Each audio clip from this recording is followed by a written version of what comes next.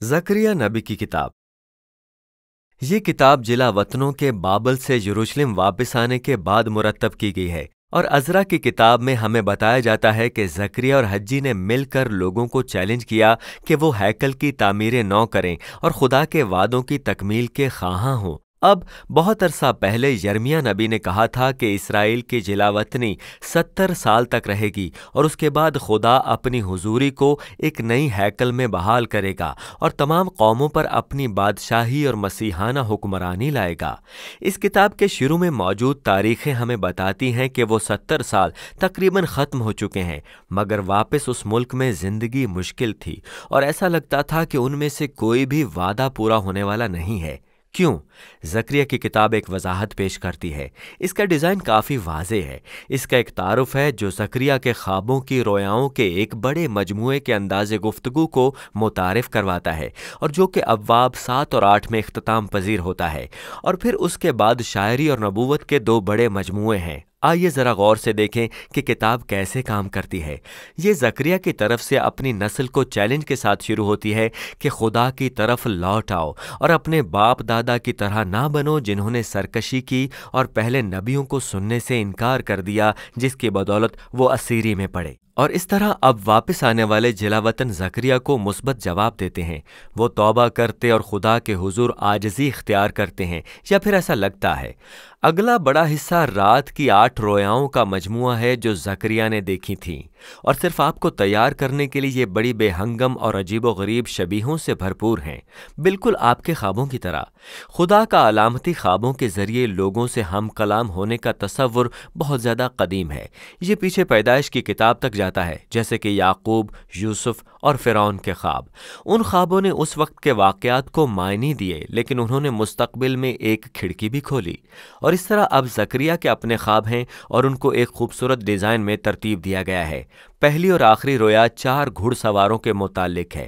وہ ایسے ہیں جیسے مسلح فوجی خدا کی طرف سے دنیا کا گشت کر رہے ہوں، اور یہ اس بات کی نمائندگی ہے کہ خدا قوموں پر نظر رکھتا ہے۔ ان کی خبر ہے کہ دنیا میں امن و سلامتی ہے، اور زکریا کے زمانے میں اس سے اشارہ ملتا ہے کہ کس طرح خدا بابل کو فتح کرنے اور امن قائم کرنے کے لیے فارس کو استعمال کرتا ہے۔ اور اس طرح اب سوال پیدا ہوتا ہے، اسرائیل کی جلا وطنی کے 70 سال مکمل ہونے کو ہیں، کیا اب یروشلم میں مسیح کی بادشاہت کا وقت آ گیا ہے؟ اور خدا یہ کہہ کر جواب دیتا ہے کہ وہ ان وعدوں کو پورا کرنے کے لیے پرعزم ہے، لیکن وہ وقت کے سوال کو بغیر جواب کے چھوڑ دیتا ہے۔ دوسری اور 7ویں رویائیں جڑی ہوئی ہیں، کیونکہ وہ دونوں اسرائیل کے ماضی کے گناہ کی عکاس ہیں جو جلا وطنی کا سبب بنا۔ دوسری رویا ان سینگوں کے بارے میں ہے جو ان قوموں کی علامت ہیں جنہوں نے اسرائیل پر حملہ کر کے اسے پراگندہ کیا، یعنی اسور اور بابل۔ لیکن پھر یہ سینگ یا سلطنتیں جو خود 4 کاریگروں کے ہاتھوں بکھر جاتی ہیں، فارس کی ایک تصویر ہے۔ 7ویں رویا ایفا میں بیٹھی عورت کی ہے، اور ہمیں بتایا جاتا ہے کہ وہ اسرائیل کی عہد سے صدیوں کی بغاوت کی علامت ہے۔ اور پھر دوسری عورتیں جو ایفا کو اٹھاتی ہیں، جس میں ایک عورت بیٹھی ہے، لک لک کے پروں سے اڑتی ہوئی اس کو بابل لے جاتی ہیں۔ یہ بہت عجیب ہے۔ تیسری اور چھٹی رویائیں جڑی ہوئی ہیں، جیسے کہ وہ دونوں نئے یروشلم کی تعمیر نو کے بارے میں ہیں۔ ایک آدمی شہر کی پیمائش کر رہا ہے۔ یہ خدا کے وعدے کی تصویر ہے کہ یروشلم دوبارہ تعمیر کیا جائے گا اور ان قوموں کے لیے روشنی کا مینار بنے گا جو خدا کے لوگوں کے ساتھ عبادت میں شامل ہوں گی۔ اور پھر چھٹی رویا یروشلم کے گرد اڑتے ہوئے تومار کی ہے جو چوروں اور جھوٹوں کو سزا دے رہا ہے۔ یہ اس بات کی علامت ہے کہ نیا یروشلم ایسی جگہ ہے جس کو کلام مقدس کے ذریعے گناہ سے پاک کیا گیا ہے۔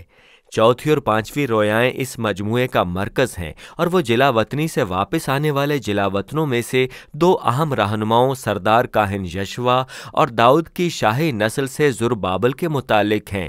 یشوا نے علامتی طور پر اسرائیل کے گناہ کو گندے کپڑوں کی شکل میں پہنا ہوا تھا، لیکن پھر ان کو اتارا جاتا ہے اور خدا کے فضل اور معافی کی علامت کے طور پر اسے نیا لباس اور نیا امامہ دیا جاتا ہے۔ اور تب ایک فرشتہ یشوا سے کہتا ہے کہ اگر تو خدا سے وفادار رہے تو اس کے لوگوں کی رہنمائی کرے گا، اور یشوا مستقبل کے مسیح بادشاہ کی علامت بنے گا۔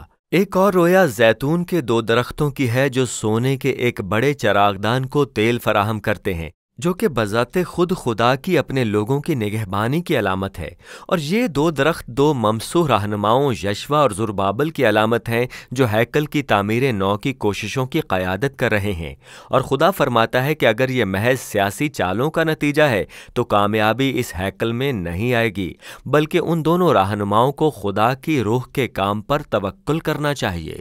رویائیں نبی کی طرف سے ایک انعامی رویا کے ساتھ ختم ہوتی ہیں، اور یہ چوتھی اور پانچویں رویا کے مرکزی مضامین کو چنتی ہیں۔ یہ ایک بار پھر سردار کاہن یشوع کے متعلق ہے، اور اسے ایک تاج دیا جاتا ہے اور اسے مستقبل کے مسیح بادشاہ کی علامت کے طور پر پیش کیا جاتا ہے، جو خدا کی بادشاہی کا کاہن بھی ہوگا۔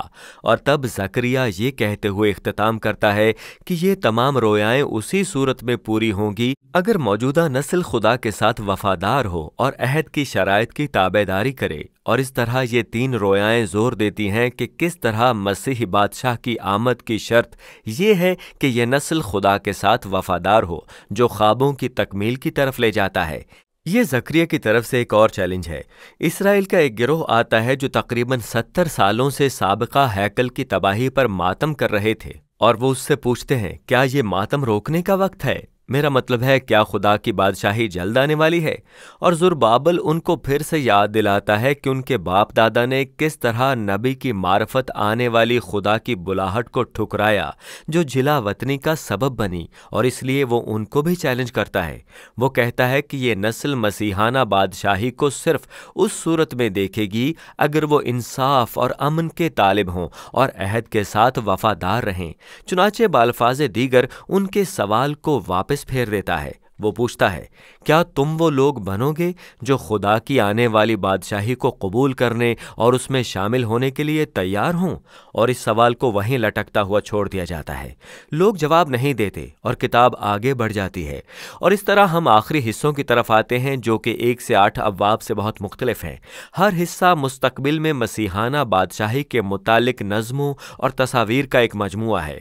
پہلا حصہ ابواب 9 تا 11 حلیم مسیح بادشاہ کی آمد کا ذکر کرتا ہے، جو گدھے پر سوار ہو کر نئے یروشلم میں آتا ہے تاکہ قوموں پر خدا کی بادشاہی قائم کرے۔ لیکن پھر اچانک اس بادشاہ کو، جو اسرائیل کے گلے پر ایک چرواہے کی علامت ہے، رد کر دیا جاتا ہے، پہلے اپنے لوگوں کی طرف سے اور پھر ان کے رہنماؤں کی طرف سے بھی، جو خود بھی چرواہوں کی علامت ہیں۔ اور اس طرح خدا اسرائیل کو ان شریر چرواہوں کے حوالے کر دیتا ہے، اور اس سے سوال اٹھتا ہے کہ کیا اسرائیل کا اپنے بادشاہ کو رد کرنا ہمیشہ تک رہے گا؟ آخری حصہ ابواب 12 تا 14 کہتے ہیں کہ نہیں۔ یہ مستقبل کی مسیحانہ بادشاہی کے بارے میں نظموں اور تصویروں کا ایک اور مجموعہ ہے، اور وہ نئے یروشلم کو ایسی جگہ کے طور پر بیان کرتی ہیں جہاں آخر کار خدا کا انصاف قوموں کے درمیان برائی کا مقابلہ کر کے اسے شکست دے گا۔ یہ یوئیل اور حزقییل کے صحائف کے موضوعات سے مماثلت رکھتا ہے، لیکن پھر خدا اپنے ہی لوگوں کے دلوں میں بغاوت کا بھی مقابلہ کرے گا۔ وہ ان پر اپنی روح نازل کرنے کو ہے۔ وہ فرماتا ہے تاکہ وہ توبہ کریں اور اس حقیقت پر ماتم کریں کہ انہوں نے اپنے مسیحی چوپان کو رد کیا ہے۔ آخری باب اس طرح ختم ہوتا ہے کہ نیا یروشلم ساری قوموں کے جمع ہونے کی جگہ ہے، اور پھر یہ شہر نیا باغ عدن بن جاتا ہے، اور وہاں ہیکل میں سے ایک آب حیات کا دریا بہہ رہا ہے اور تمام مخلوقات کے لیے شفا لاتا ہے۔ اور اس طرح کتاب اختتام کو پہنچتی ہے، اور اس طرح زکریا آپ کو صرف باب 1 تا 8 اور 9 تا 14 کے درمیان تعلق پر غور کرنے کے لیے چھوڑ دیتا ہے۔ اور یہ بات معلوم ہوتی ہے کہ دوسرے نصف حصے کی مسیحانہ بادشاہی تب آئے گی جب خدا کے لوگ پہلے نصف کے مرکزی نقطے یعنی عہد کے ساتھ وفادار ہوں گے۔ زکریا کی کتاب کو پڑھنا بیابانی سواری ہے۔ یہ رویائیں اور نظمیں چونکا دینے والی تصاویر سے بھری پڑی ہیں، اور وہ سوچ کے سمتی بہاؤ کی پیروی نہیں کرتی، اور یہ اہم نقطے کا حصہ ہے۔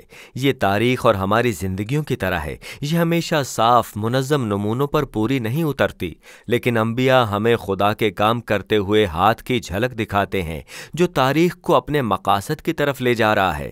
اور اس طرح زکریا حتمی طور پر ہمیں انتشار سے اوپر دیکھنے اور خدا کی بادشاہی کی آمد کی امید رکھنے کی دعوت دیتا ہے، جس سے ہمیں موجودہ دور میں وفاداری کی تحریک ملنی چاہیے، اور زکریا کی کتاب اسی سب کے متعلق ہے۔